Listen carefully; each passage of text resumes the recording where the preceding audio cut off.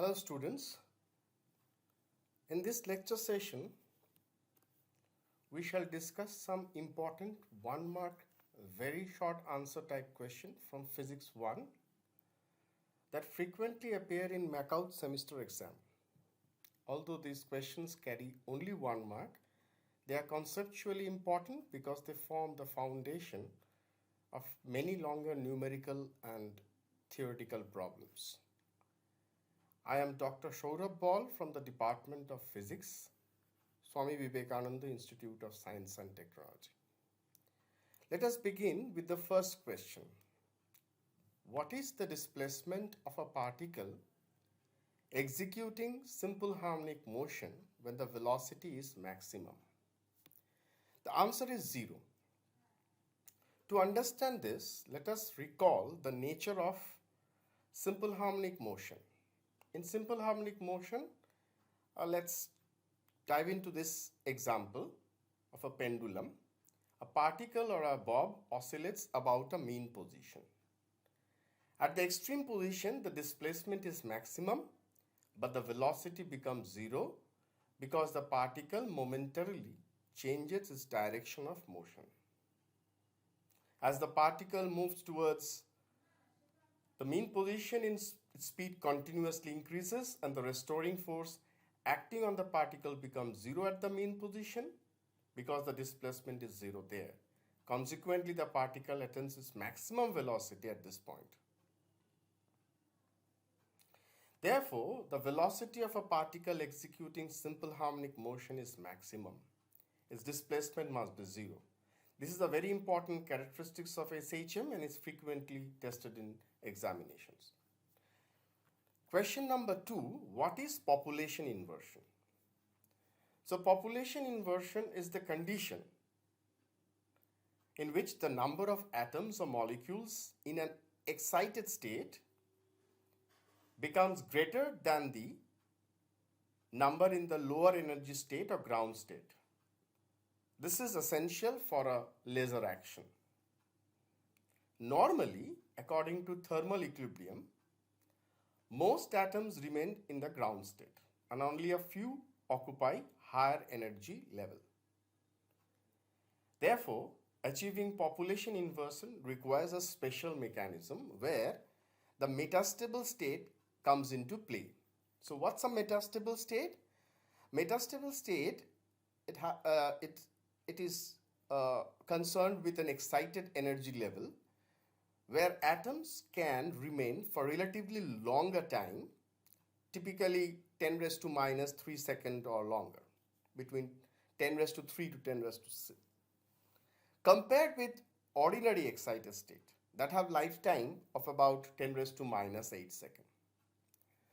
So when the excited state is in the metastable state, automatically, so by the process of absorption, the atoms get absorbed to the excited level, and if the excited level is in the metastable state, it stays it for the longer time, and then the population in the excited state becomes greater. And then these atoms or molecules can come down to the ground state by the process of stimulated emission. Moving to the next question, what is the difference between a polar dielectric and a non-polar dielectric? The answer is that a polar dielectric possesses a permanent dipole moment, while whereas the non-polar dielectric does not possess a permanent dipole moment or no dipole moment. So a dipole moment arises when the center of positive and negative charge do not coincide, or we can say it's separated by a distance. In polar molecules such as water or hydrogen chloride, the charge distribution is naturally asymmetric, giving rise to a permanent dipole moment even in the absence of an external field. In contrast, the nonpolar molecules such as oxygen and nitrogen or methane, carbon dioxide,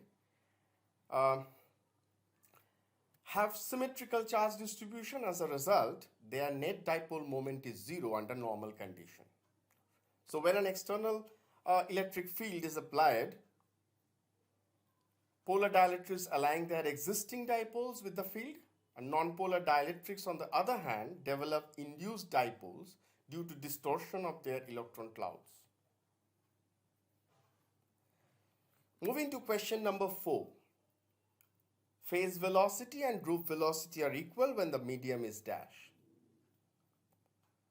Phase velocity is the speed which an individual wave crest travels, whereas group velocity is the speed with which the overall wave packet or energy propagates.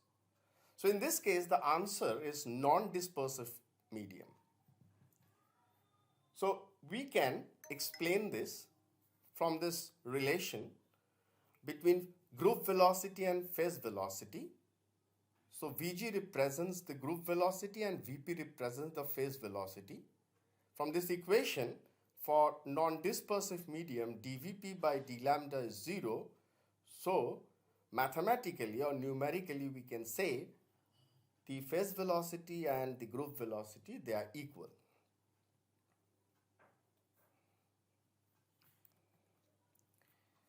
Question number 5. The question says, Maxwell's-Boltzmann statistics, in short MB statistics, is applicable for photons. Is the statement true or false? So the answer is false. Photons are bosons, meaning they have integral spin, and bosons obey Bose-Einstein statistics.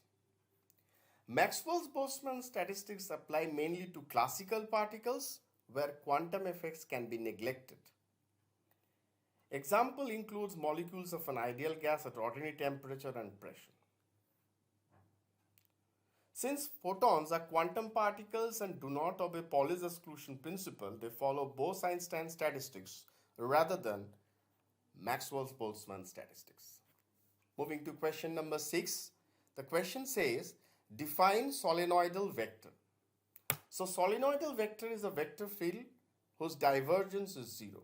Mathematically, we can say that the vector field satisfies the condition of divergence of A equals 0, that is a solenoidal vector. So physically, a solenoidal vector has no sources or sinks within the region under consideration. So the field lines neither originate or terminate inside the region. A classical example in this case, in the magnetic field, or you can say for a solenoidal field, current carrying solenoid, where the lines are parallel inside the solenoidal field, so divergence of the magnetic field is 0. Now, what is the optic axis of a crystal? That's question number 7. So the optic axis of a crystal is the direction along which the light propagates without experiencing double refraction. So many crystals are anisotropic, meaning their optical properties vary with direction. So when light enters a crystal, it generally splits into two refracted rays known as the ordinary and the extraordinary rays. However, if light travels along a specific direction called the optic axis, both rays travel with the same velocity and no splitting occurs. Thus, double refraction disappears along the optic axis. Question number 8, define magnetization vector. So the magnetization vector is defined as the net magnetic dipole moment per unit volume of a magnetic material. So when a magnetic material is placed in an external magnetic field, many magnetic dipoles tend to align in the direction of the field, like this in the figure. So a large value of M indicates a stronger magnetic response. So in this case, we can express in the form of a equation or mathematical expression. The magnetization is the sum of the magnetic dipole moment divided by the volume. Question number 9. What is the 0-point energy of a quantum harmonic oscillator? So the 0 point energy is the minimum, the lowest possible energy by a quantum harmonic oscillator at absolute zero temperature. In classical mechanics, a particle at absolute zero would have zero kinetic and potential energy. However, quantum mechanics predicts a different result due to, you can say, Heisenberg's uncertainty principle. So a particle cannot simultaneously have precisely defined position and momentum. Therefore, the oscillator can never be completely at rest.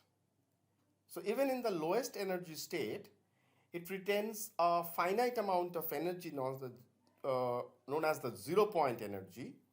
And you can say that the formula is half h cut omega. H cut is h by 2 pi, where h is the Planck's constant. Now, question number 10. Which statistical distribution is followed by free electron in a conductor? Now, electrons are fermions with half integral spin and obey Pauli's exclusion principle. So, which means that no electrons can occupy the same quantum state simultaneously. Because of this restriction, the electrons follow Fermi-Dirac statistics. Moving into question number 11, which property of light exhibits its transverse nature? Polarization refers to the restriction of vibration of a wave into a particular direction. So only transverse wave can exhibit polarization, and vibrations occur perpendicular to the direction of the propagation. Longitudinal waves such as, say, sound waves in air cannot be polarized.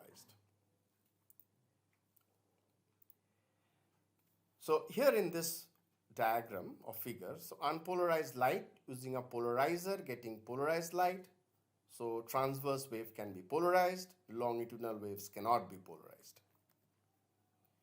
Moving to question number 12, calculate the energy in electron volt associated with a photon of ruby laser radiation of wavelength 589 nanometer. So to calculate the energy of photon, we use the relation E equal to hc by lambda, where h is the Planck's constant, E is the energy of the photon, c is the velocity of the light, and lambda is the wavelength. In this problem, lambda is given, which is 589 nanometer. You can say 589 into 10 raised to minus 9 meter. C is the velocity of light. You have to remember this value. It is a constant quantity, 3 into 10 raised to 8 meter per second. And h is Planck's constant, which is 6.6 into 10 raised to minus 34 joule second in the side. So if I use these values and substitute in the formula, we can calculate the energy in SI unit, which is in joule, roughly 3.37 10 raised to minus joule. But the question says that you have to express this energy in electron volt. So to convert the joule into electron volt, we divide it by 1.6 into 10 raised to minus 19. And we get roughly 2.10 EV. So the energy value in EV is 2.10. Thank you for your attention. We come to the conclusion.